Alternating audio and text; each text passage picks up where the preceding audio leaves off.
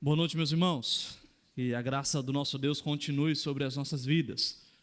Eu estava ali conversando com a minha filha antes de começar o culto e eu disse a ela que, se Deus assim nos permitir, amanhã cedo nós estaremos voltando para casa. Então a minha filha virou para mim com aquela cara assim que é irresistível. Então ela falou: "Mas pai, por que nós temos que voltar para casa?" E aí, como é que eu respondo isso, não é? Enfim, eu quero agradecer aos irmãos por nos receberem com tanto carinho, ao ponto da minha família se sentir em casa. Muito obrigado, e eu agradeço, louvo muito a Deus pela vida dos irmãos. Peço aos queridos que, por favor, abram a palavra do Senhor no livro do Eclesiastes, no capítulo 5. Livro do Eclesiastes, capítulo 5, nós vamos ler do versículo 1 ao 7.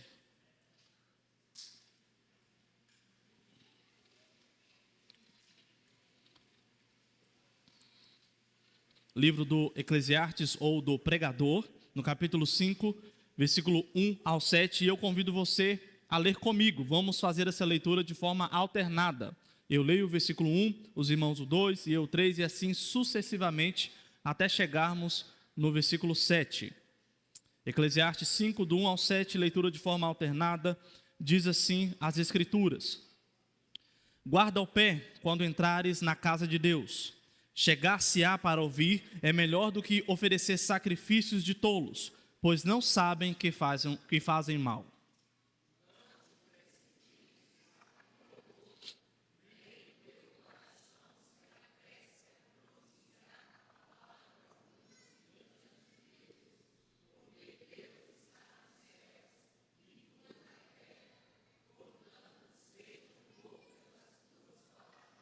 Porque dos muitos trabalhos vêm os sonhos, e do muito falar, palavras nécias.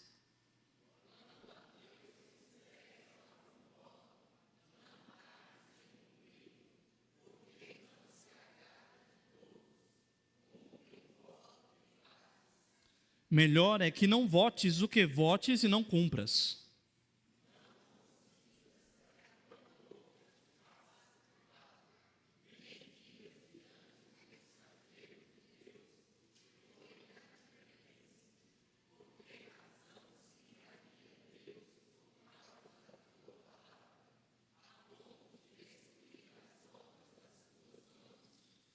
Porque, como na multidão dos sonhos há vaidade, assim também nas muitas palavras.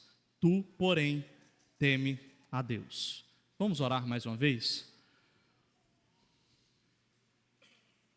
Ó Deus, nós chegamos, ó Pai, no momento em que nós acreditamos ser o momento mais sublime, ó Deus, deste culto público.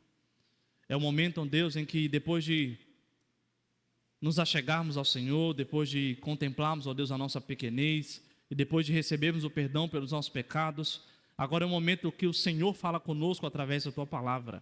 Que momento sublime, que momento, ó Deus, grandioso. Nós esperamos, ó Deus, até que nós esperamos a semana inteira para este momento. Obrigado por já estarmos no primeiro dia da semana louvando o Senhor. Te pedimos e eu te peço, ó Deus, que a começar de mim, apesar das minhas limitações, apesar das minhas falhas, que o Senhor me use, ó Deus, para pregar a Tua palavra. E que a começar de mim, todos nós possamos aqui aprender um pouco mais do Senhor. Ó Deus, e se porventura eu vier falar algo de mim mesmo que nós possamos esquecer, mas aquilo que for do Senhor, que o Senhor possa cravar nos nossos corações. Ó Deus, receba toda a glória para si, em nome de Jesus. Amém. Meus irmãos, nós chegamos então na nossa última exposição acerca de uma igreja que está em constante ou quer estar em constante revitalização ou reforma. Perceba que até aqui nós buscamos trabalhar aspectos de dentro para fora. O seu louvor a Deus começa com você olhando para a grandeza de Deus. E ao olhar para a grandeza de Deus, você começa a louvar a esse Deus com o que quer que você esteja fazendo. Seja na hora do culto, aqui dentro da igreja, mas esse louvor também se estende para fora, na sua casa, na rua, no seu trabalho e etc. Mas então, imaginem que toda a igreja, pela graça de Deus, decide então melhorar o seu louvor, eu vou revitalizar o meu louvor a Deus. A partir de hoje, eu vou buscar fazer tudo na minha vida para o louvor a Deus. Qual que é a consequência lógica disso então? A consequência lógica é que nós seremos uma igreja que se preocupa em servir mais a Deus e automaticamente em servir mais os irmãos. Mas preste atenção, todos esses movimentos de louvar a Deus de dentro para fora, de servir ao Senhor, um sentimento que começa no coração e se traduz para fora, todos esses movimentos só começam a partir do momento em que você tem a exata compreensão de quem Deus é e de quem nós somos. E nós refletimos aqui sobre o tamanho do seu culto a Deus. O tamanho do seu culto a Deus, ou a importância do seu culto a Deus, a importância que você dá ao culto, é a medida de Deus para você.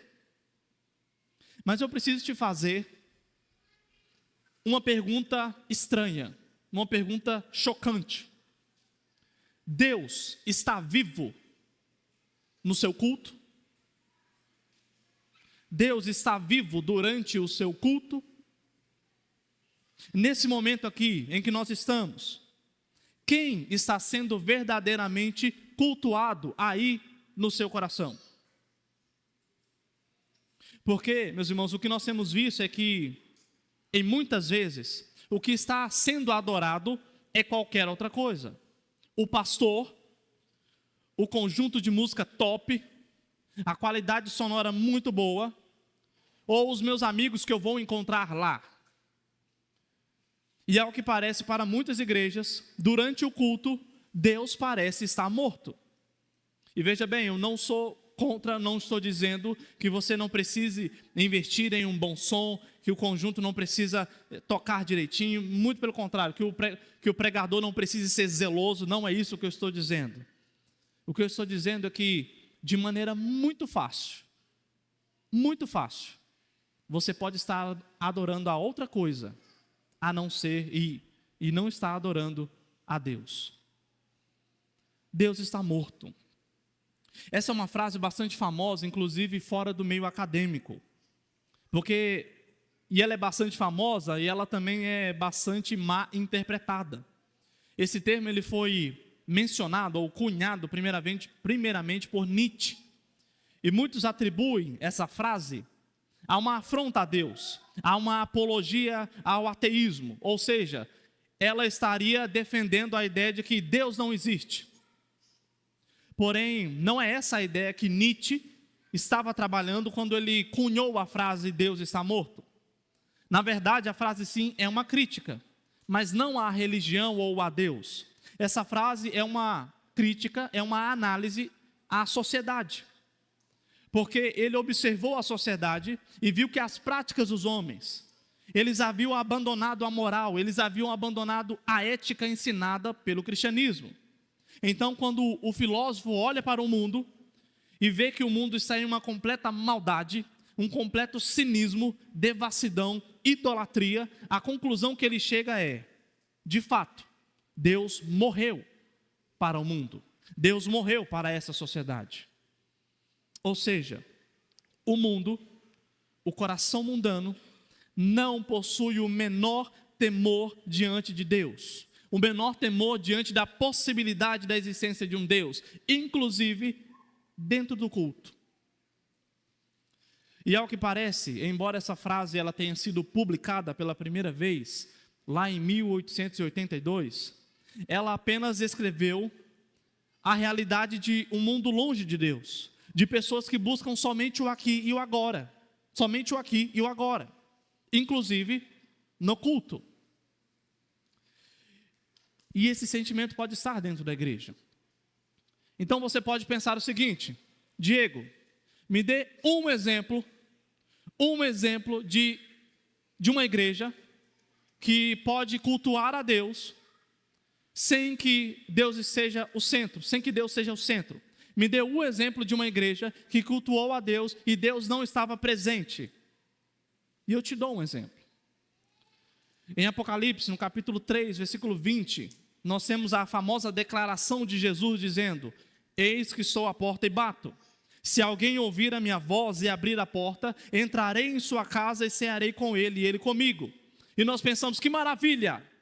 O Senhor está à porta, Ele está batendo, Ele está querendo entrar, então deixe o Senhor entrar no seu coração. O problema, meus irmãos, o problema é que Ele está falando isso para uma igreja. Preste atenção, Ele está falando isso para uma igreja. Jesus está dizendo que Ele está do lado de fora da igreja, enquanto o culto está começando, e Ele está batendo na porta. A igreja de Laodiceia estava cultuando a Deus, e o próprio Deus estava fora da igreja. O culto está acontecendo, mas Jesus não está recebendo o culto, porque Ele prefere estar lá do lado de fora. E se alguém ouvir Ele bater a porta, então o Senhor vai ceiar com ele e ele com o Senhor. Então o Senhor vai receber o culto dessa pessoa. Então sim, Deus pode estar morto no culto que você tem prestado a Deus. Deus pode estar morto em uma comunidade cristã que não se preocupa com o seu culto diante de Deus. Por isso, meus irmãos, há necessidade de uma constante reforma, de uma constante volta às bases sobre o que é o culto ao Senhor. E por isso eu deixei esse assunto por último, porque, como muito bem disse o pastor Samuel aqui de manhã, o começo de uma revitalização da igreja ou de uma reforma da igreja começa pelo culto prestado a Deus. Não há como você louvar a Deus sem prestar um culto agradável a Deus. E você vai servir a quem, se você não tem prestado nenhum culto agradável ao Senhor? Então, se o Espírito Santo falou com você nas mensagens sobre o louvor a Deus, ou na mensagem sobre o serviço a Deus, certamente você precisará prestar atenção no que as Escrituras dizem sobre o culto a Deus. E eu não vou trabalhar aqui os conceitos, as partes do culto. Isso o pastor Samuel pode tratar com os irmãos em uma outra oportunidade. Olha, eu deixando tarefa para ele, não é? Mas o que eu vou tratar aqui é o seu coração diante de Deus. Como é que anda o seu coração? Como é que anda cada fala sua no culto diante de Deus? Mas primeiramente vamos ver um rápido contexto aqui desse texto que nós lemos. O livro do Eclesiastes.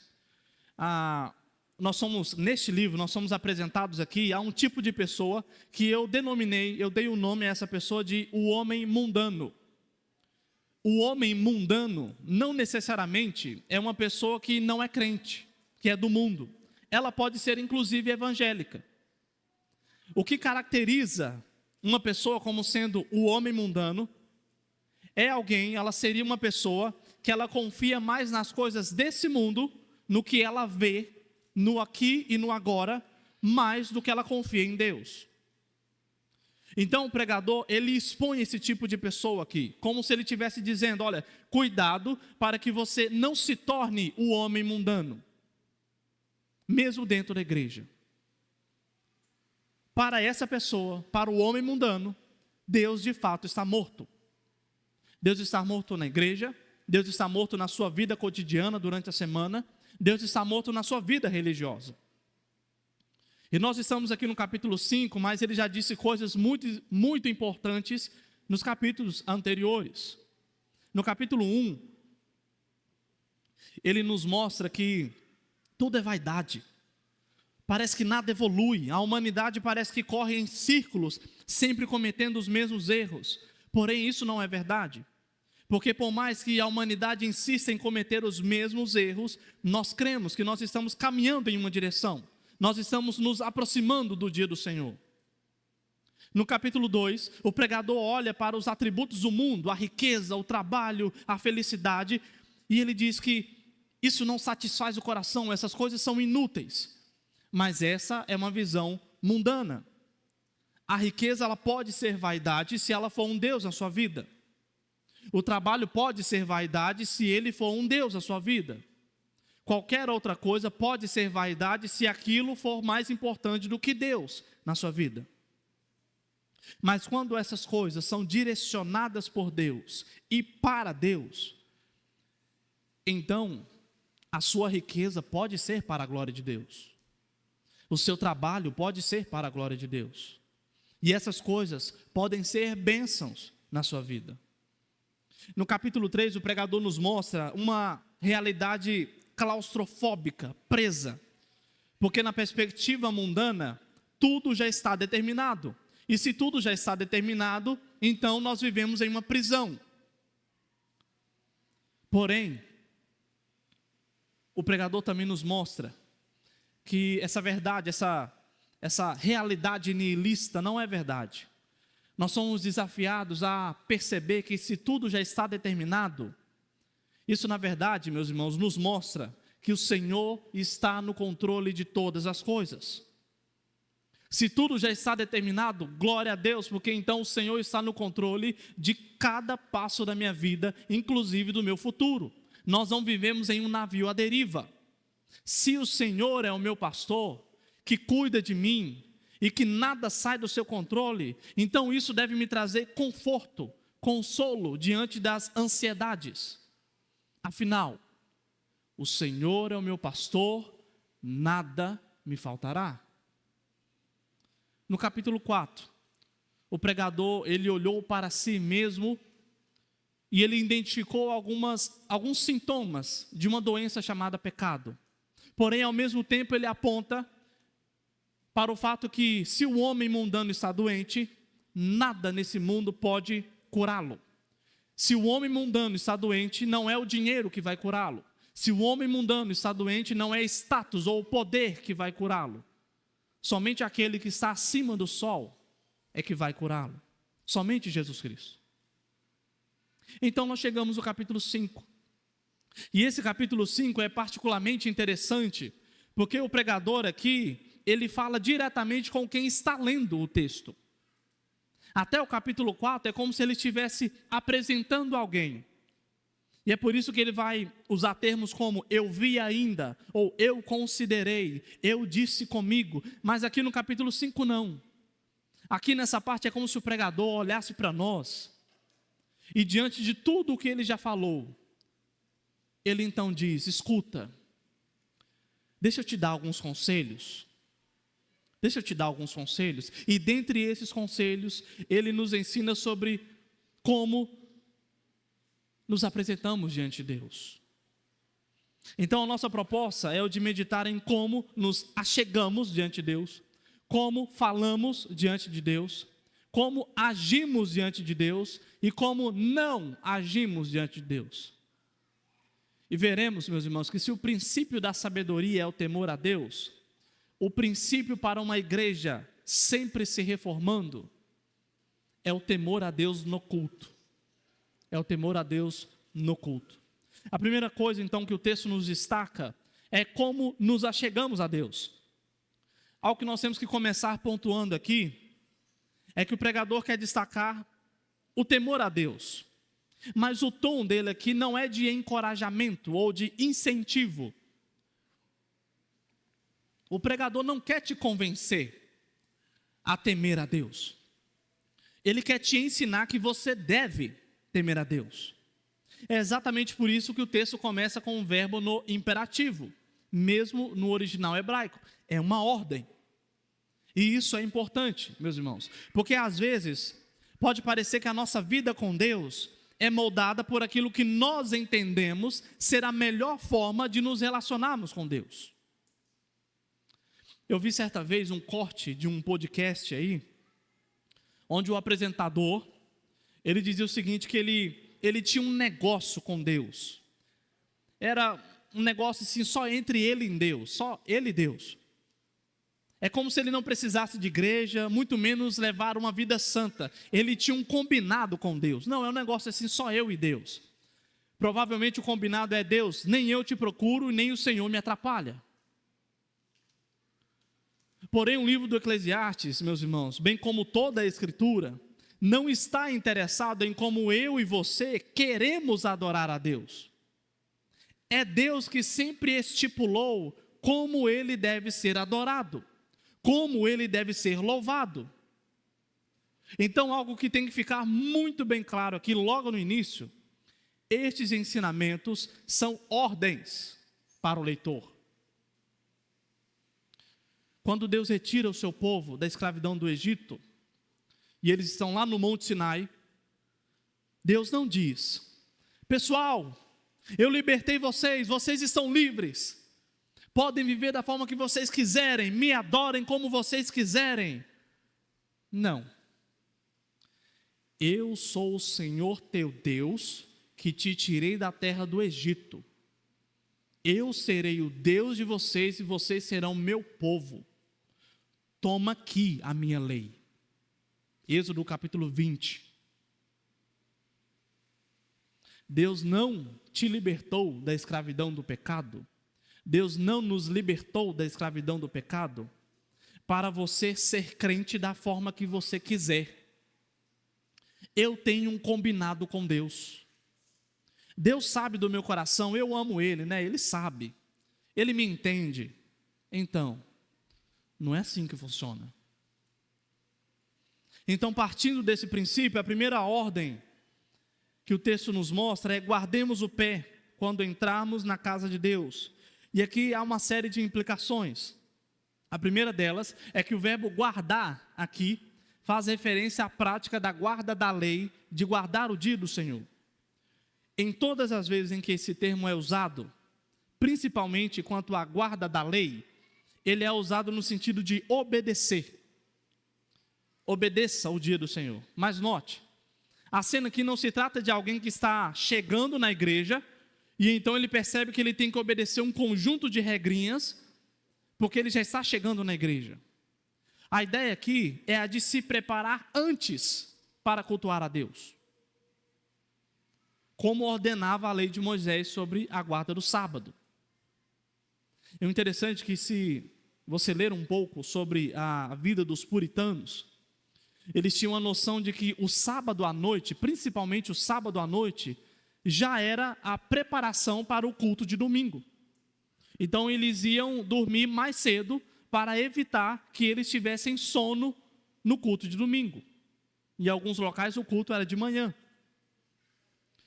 Se eu não me engano, é o pregador Martin Lloyd Jones, que na sua juventude, ele estudava a semana inteira no seminário, e ele só tinha o sábado para encontrar com a sua namorada e depois esposa. Só que o sábado era o dia em que a família dela se preparava para o culto ao Senhor no domingo. Então, praticamente, ele não via a namorada em momento algum.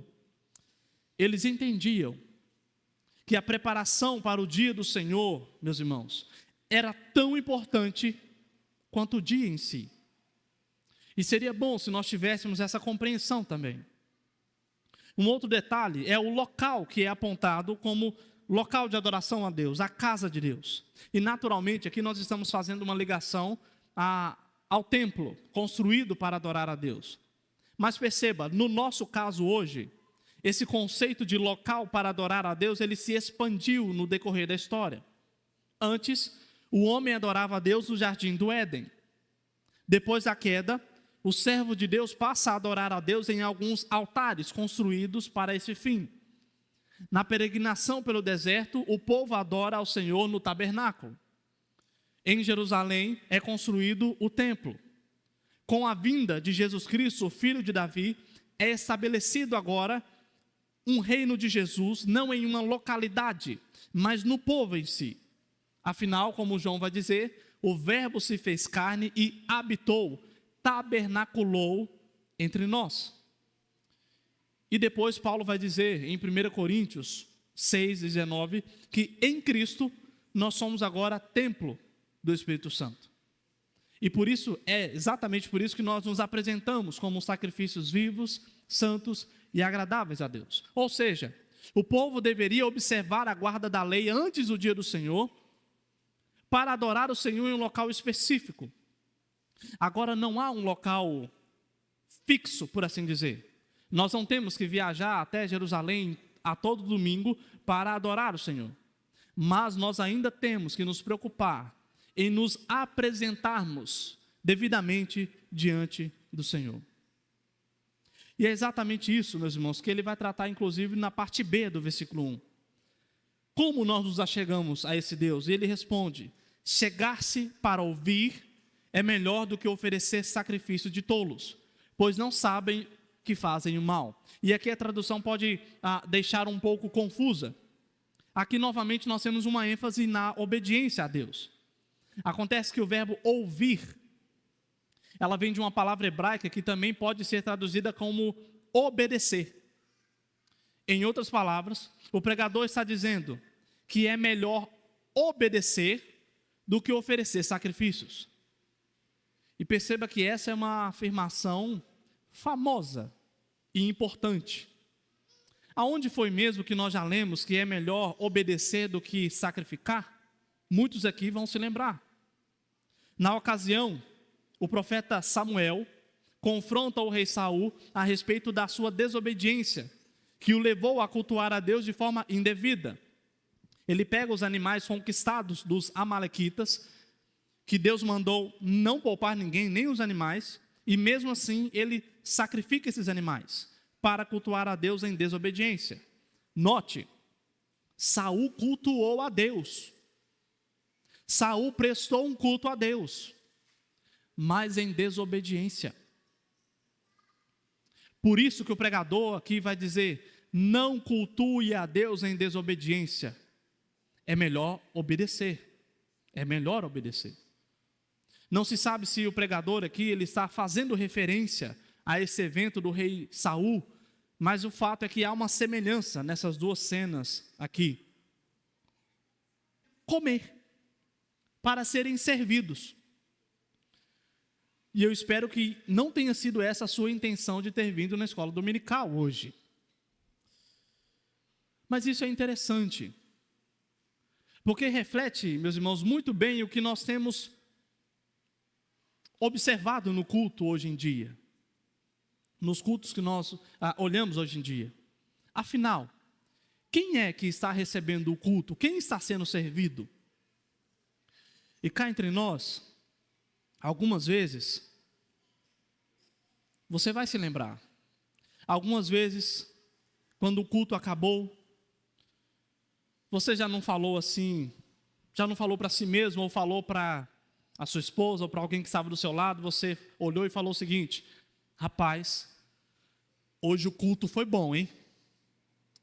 Rapaz, e a música então? Nossa, aquele teclado, ó, o violão ali acompanhando, moço, hoje o culto foi bom.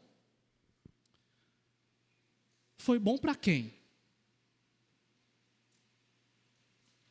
Foi bom para quem? Perceba, teocêntrico. Deus é o alvo. Não te precipites com a tua boca. E ele termina dizendo: sejam poucas as suas palavras. Esse é o Supremo. A dado momento, o advogado esqueceu de usar o pronome de tratamento Vossa Excelência. E ele recebeu ali um sermão por causa disso. E você percebe que o temor a Deus já está tão prejudicado quando nós temos mais temor, temos mais medo no tratamento de um juiz humano do que a Deus. E eu não estou dizendo que você deve tratar com desrespeito a algum juiz, mas como que tem sido a maneira como você tem falado com Deus? Por exemplo, nas orações. Já percebeu como que começa as nossas orações? Talvez a primeira coisa que nós fazemos em uma oração seja agradecer. Senhor, obrigado por esse dia, obrigado pela minha família, obrigado pelo emprego, pela saúde. Depois a gente começa pedindo: Senhor, peço ao Senhor que abençoe meu trabalho, abençoe os meus estudos, abençoe os meus projetos. E por fim, mas não menos importante, Senhor, perdoe os meus pecados. Em nome de Jesus, amém. Fazemos ou não fazemos a oração dessa forma? O pregador nos convida, meus irmãos, a olhar para o fato de que quem está num alto e sublime trono é Deus. E eu e você, nós estamos na terra. Sendo assim, nós devemos nos preocupar em como falar com Deus. E quem sabe nós devêssemos começar falando com Deus, glorificando a Ele. Só para dar um exemplo. Pai nosso que estais nos céus, santificado seja o teu nome. Veja bem, eu não estou dizendo que as nossas orações devam ser realizadas com uma forma decorada ou com palavras bonitas, rebuscadas. Não. Até a oração que Jesus, essa oração que Jesus nos ensinou, ela começa com pai. E a palavra pai ali, ela traz um sentido de papai, paizinho praticamente. Então, não é palavras rebuscadas. Mas o texto nos mostra, nos aponta o que a nossa oração deveria ser. E ela deveria ser mais sincera e consciente de quem nós estamos, para quem nós estamos falando. Porque senão, meus irmãos, a oração, ela se torna meramente mecânica. Você vai falar aquelas palavras que você sempre tem falado. E isso não pode acontecer porque o texto diz, não te precipites, não se apresse em pronunciar. Isso significa que ao se dirigir, ao falar com Deus, durante o seu culto a Deus, seja aqui ou na sua casa, pare, pense, reflita e depois fale com o Senhor. A minha filha mais velha, Ana Lara, ela tem a capacidade de aprender falas dos desenhos de maneira muito fácil. Ela decora assim de uma maneira muito fácil. Por isso que a gente tem que tomar muito cuidado com o desenho que ela pode ver ou não. Mas mesmo assim, ela decora a fala em si. Uma vez nós estávamos brincando e eu falei que ela não poderia fazer alguma coisa envolvendo água e muita bagunça. Então ela colocou o braço assim na testa e disse, ninguém me ama. Obviamente ela não sabia o que essa frase significava. Ela simplesmente produziu uma sequência de palavras sem pensar. E é exatamente esse o ponto aqui. Quando nós falamos sem pensar, geralmente nós falamos coisas tolas diante de Deus. O pregador confirma isso no final do versículo 3. Porque dos muitos trabalhos vêm os sonhos, e do muito falar, palavras nécias. Quantas vezes nós já não falamos coisas vãs a Deus? Como se Deus fosse obrigado a te atender. Restitui, eu quero de volta o que é meu. Tem uma música assim. Tenha respeito. Deus está no céu e você na terra. E cá entre nós, a respeito dessa música, sabe o que era céu antes e que essa música está pedindo? O inferno. Eu quero de volta o que é meu, você quer o inferno de volta. Nós vimos até aqui que a maneira como nós nos achegamos a Deus é em obediência, nos preparando. E a forma como nós falamos com Deus é através do temor, na prudência diante dEle, na prudência de falar, ao falar diante dEle. A terceira ordem dada é como nós agimos diante de Deus, os versículos 4 e 5. E aqui o pregador, ele usa claramente a lei sobre juramentos, que Moisés relata lá em Deuteronômio, no capítulo 23. Os votos no Antigo Testamento, eles tinham um peso muito grande, dependendo ali do tipo de voto. Se tinha, por exemplo, o voto de Nazireu, onde uma pessoa era consagrada a Deus e ela deveria seguir uma série de prescrições descritas lá no livro do Números, no capítulo 6. O voto diante de Deus também é visto de maneira mortal no Novo Testamento. Alguns comentaristas vão usar o exemplo de Ananias e Safira, que prometeram, declararam estar doando todo o dinheiro da venda do terreno para a igreja, e como nós sabemos, eles não cumpriram, eles mentiram sobre essa promessa e foram mortos por mentir. A ideia nesse caso é que eles não foram obrigados a fazer votos. O texto diz isso aqui, o texto que nós lemos diz isso. Ninguém pediu a eles doações, e muito menos que eles dessem todo o dinheiro. Mas eles deliberadamente prometeram e mentiram e não cumpriram com a palavra. Essa cena é explicada aqui, meus irmãos, nos versículos 4 e 5. Olha, se fizermos um voto a Deus, devemos buscar cumprir. E se não tem a intenção de cumprir, então é melhor nem prometer. E provavelmente alguns vão dizer o seguinte, ou vão pensar o seguinte: mas Diego, eu nunca prometi nada para Deus. Eu nunca fiz votos a Deus, como inclusive algumas religiões fazem por aí. Não é bem assim. Porque um dia nós prometemos diante da igreja e diante de Deus crer na Trindade, crer nas Escrituras, estar debaixo da autoridade do pastor e do conselho, desde que eles estejam no Senhor. Então, se você confessou a sua fé, eu e você, nós devemos cumprir esse voto na nossa vida. Porém, mesmo se deixássemos de lado esse voto público que nós fizemos, e vamos considerar apenas os votos individuais, ainda assim nós já fizemos votos diante de Deus. A palavra voto aqui, ela possui um sentido de falar algo que eu vou fazer, falar algo que você vai fazer. Então, nesse caso, algumas coisas começam a ficar mais claras. O seu casamento foi um voto diante de Deus, não somente diante do cônjuge. Quando nós dizemos a Deus, e talvez emocionados, e nós dizemos a Deus: Deus, daqui por diante, eu vou levar a vida com o Senhor mais a sério.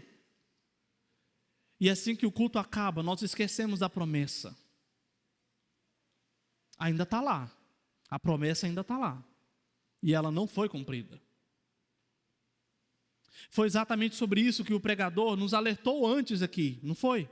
Sobre pensar antes de abrir a boca diante de Deus. Tenha prudência, reverência antes de abrir a boca diante do Senhor. E veja bem, se no Antigo Testamento, Deus, por exemplo, puniu Sansão por ter quebrado os seus votos. Se no Novo Testamento um casal morreu por ter prometido não ter cumprido o seu voto, e se Deus é o mesmo antes, hoje e para sempre, como será que Deus tem encarado todas as promessas que nós fazemos a Ele? O pregador nos chama aqui, meus irmãos, a agir diante de Deus com responsabilidade. Quando eu oro, quando você ora, nós não estamos falando para o nada. Deus não está morto. Ele está escutando, inclusive as promessas que nós nunca cumprimos. Já prometeu alguma coisa diante de Deus?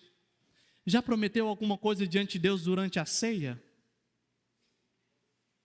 Você pode ter esquecido, mas Deus não. Até então, vimos que a maneira como nós nos achegamos a Deus é em obediência e serviço a Ele. A forma como nós falamos com Deus é através do temor e da prudência. E a forma como nós agimos diante de Deus é com responsabilidade, cumprindo o que nós falamos diante do Senhor. Agora, por último, nós vamos aprender a ordem, como não agir diante de Deus, dos versículos 6 e 7. Pior, meus irmãos, do que não cumprir uma promessa feita a Deus, é procurar um culpado e dar desculpas por não ter cumprido a promessa a Deus. O versículo 6 aqui faz menção a uma prática muito comum no Antigo Testamento, onde alguém fazia um voto, por exemplo, de dar uma oferta, então algum sacerdote anotava aquele voto e colocava inclusive uma data de validade para aquele voto. Por isso que quem fizesse uma promessa, ele tinha que se apressar em cumprir antes do prazo acabar. Então, geralmente, o que acontecia é que chegava o fim do prazo, o sacerdote ia cobrar o voto, porém a pessoa dava uma de desentendida e dizia que foi engano. Não, foi engano. O termo traduzido por inadvertência aqui, ela também pode ser interpretada como pecado sem intenção. Mas o termo aqui é um termo irônico, pejorativo. Sabe o Chaves? Lembra do Chaves? Quando ele diz, foi sem querer querendo, é mais ou menos esse o sentido aqui. Seria o equivalente de você fazer um voto a Deus, por exemplo, Eu vou servir mais a igreja. Pastor Samuel, a partir de hoje, eu vou ajudar mais a igreja. Eu fiz um compromisso com Deus. Obviamente, o pastor, primeiramente, ele vai enxugar as lágrimas de tanta felicidade, de emoção, e depois ele vai esperar você chegar. E vai passar um tempo, passa um tempo e nada. Até que um dia o pastor Samuel chega, escuta, e aí, meu irmão? Você fez uma promessa, você disse que ia ajudar, eu posso te colocar em alguma coisa? Então a pessoa diz, então, pastor, foi sem querer querendo. Eu falei, mas eu falei sem pensar, na verdade eu estou com muita coisa para fazer, não vai dar, não vai dar. E novamente, as lágrimas do pastor Samuel correm, mas agora é de tristeza. Mas esse não é o pior. Lembre-se, foi feita uma promessa. Não diante do pastor, mas diante de Deus. Uma promessa a Deus não cumprida, meus irmãos, pode levar a coisas terríveis. A primeira delas, como mostra o texto, aí na segunda parte do versículo 6, é a ira de Deus. E a segunda consequência é Deus destruir tudo o que nós fazemos. Perceba o quanto isso é sério. Muitos estão num alto engano de negligenciar os seus votos, os votos feitos diante de Deus, achando que Deus não vai cobrar nada. Negligenciando o casamento, negligenciando a vida, a sua pública profissão de fé, que foi jurada aqui. Negligenciando, inclusive, a promessa que a igreja toda fez quando cada criança é batizada aqui na frente, de também ajudar na educação dessa criança.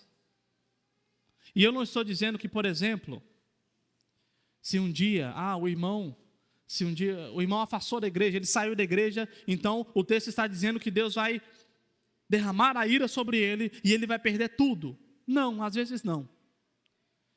Mas um dia, pelo que a palavra de Deus nos mostra, tudo o que o homem mundano construiu será destruído. E a ira de Deus será derramada. Talvez o maior ensinamento, meus irmãos, neste ponto aqui, é que não cumprir uma promessa feita ao pastor é fácil. Não cumprir uma promessa feita ao presbítero, a superintendente da escola dominical, é muito fácil. Agora, não cumprir um voto feito a Deus, isso é loucura.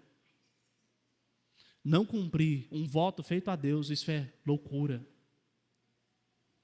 E como que se evita esse erro grave? Como que evita isso? A resposta é colocada em duas partes no versículo 7.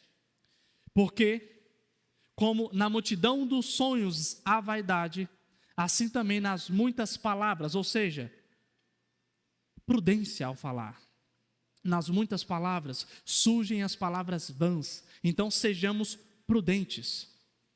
E a segunda parte, tu, porém, teme a Deus. E aqui há uma relação de causa e efeito.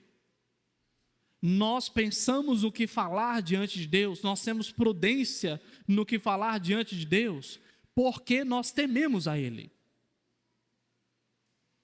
Eu gosto muito da definição do que é temor a Deus, do reverendo Eugene Peterson.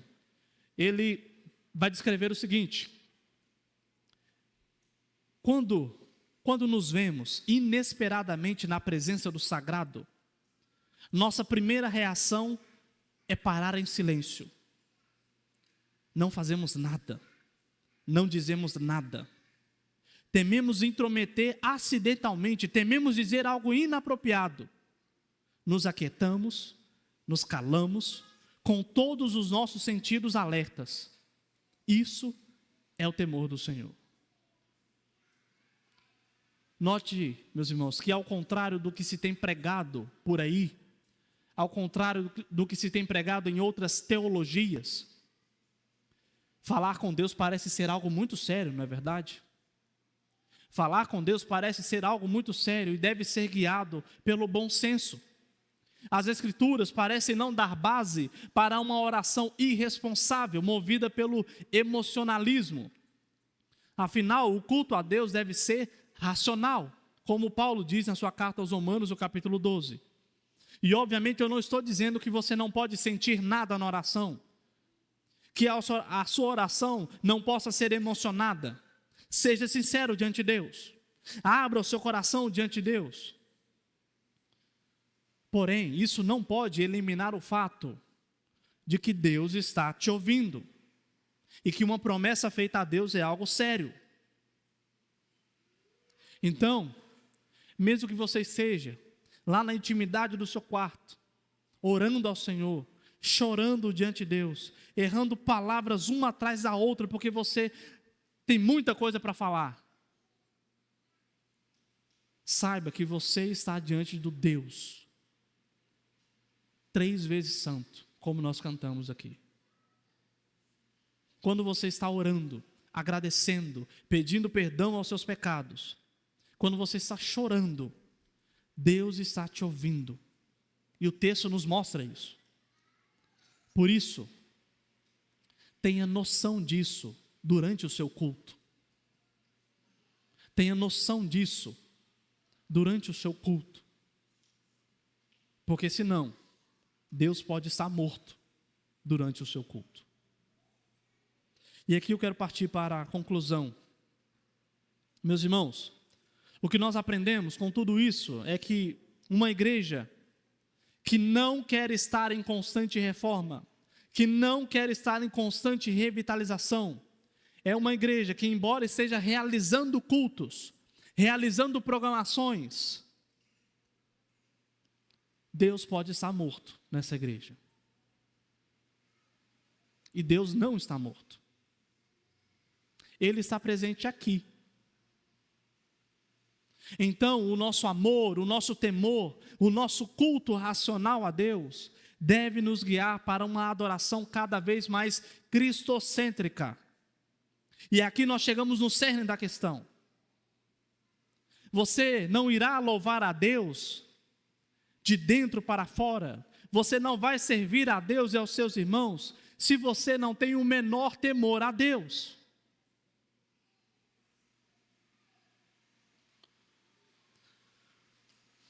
A pessoa não se apresenta para o culto, às vezes,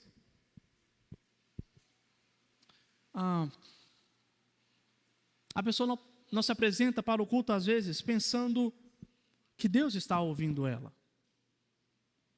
Quantas e quantas vezes você já não veio num culto pensando na final do futebol que você perdeu? Quantas e quantas vezes você veio ao culto pensando que você perdeu a oportunidade de fazer uma viagem? Ou, como aconteceu quando eu era adolescente, não faz tanto tempo assim, eu me lembro que nós estávamos aqui na frente, no conjunto, entoando, e aí enquanto o dirigente estava anunciando o próximo cântico para a igreja, alguém me cutucou assim e falou o seguinte: aonde é que a gente vai lanchar depois do culto? Meus irmãos, no meio do louvor a Deus, no meio do culto a Deus, nós estamos pensando coisas totalmente diferentes, e nós estamos esquecendo que Deus está presente. E preste atenção na seriedade disso. Deus pode estar presente para a pessoa que está do seu lado, e para você, Deus está lá fora. E para você, Deus pode estar morto.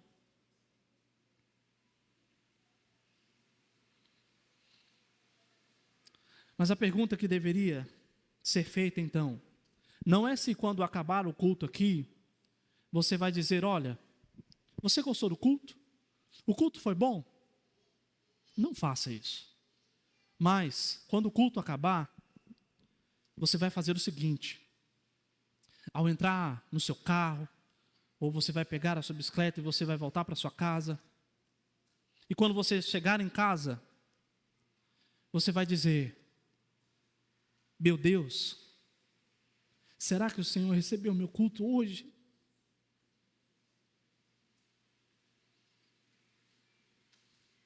Deus, eu já quebrei tanta promessa diante do Senhor, e o Senhor não cumpriu, o Senhor não descumpriu nenhuma promessa comigo. O Senhor sempre foi fiel com o Senhor mesmo.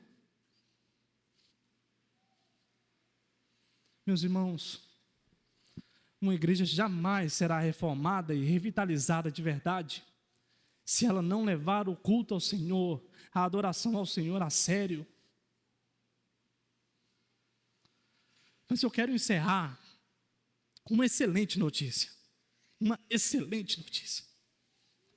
Pelos méritos de Cristo, pelos méritos do nosso Salvador, você jamais estará orando para as paredes. Deus escuta as suas angústias, as suas alegrias. Deus escuta o seu coração contrito. E é aí que está a graça. Eu e você, nós não merecemos, mas Deus nos escuta. Ele cuida de nós. Ele nos quebra. Ele reforma. Ele nos revitaliza. Tudo para o louvor da glória do nosso Deus. Que você possa se aproximar e cultuar a esse Deus hoje mesmo, para que a reforma, a revitalização comece em você e se expanda para a igreja do nosso Senhor. Amém? Vamos orar? Ó Deus, obrigado, Deus, pela Tua palavra. Obrigado, Deus, porque ela é viva, ela é eficaz. Como a Tua própria palavra diz, ela é uma espada que corta, que separa, Deus, até o mais fino, até o menor, ó Deus, dos nossos problemas. Obrigado, Deus, pela Tua palavra e por sermos confrontados a levarmos o culto ao Senhor mais a sério. Nós não estamos aqui, ó Deus, cumprindo um papel social, nós não estamos aqui cumprindo uma agenda, nós não viemos aqui para encontrar amigos, nós estamos aqui diante do Deus Santo. Ó Deus, nos ajude, ó Deus, a ter isso na nossa mente, até o ponto que isso preenche o nosso coração. Cada oração que nós fazemos, cada canção que nós cantamos, cada hino entoado, ó Deus, são palavras que nós falamos diante do Senhor. Então nos ajude, ó Deus, a nos preparar para esse momento tão sublime da nossa vida. O culto ao Senhor é o momento mais importante da nossa semana. Nos ajude, ó Deus, a valorizar isso. Obrigado, Deus, pela Tua palavra. Obrigado, Deus, por ter falado aos nossos corações. Em nome do Senhor Jesus. Amém.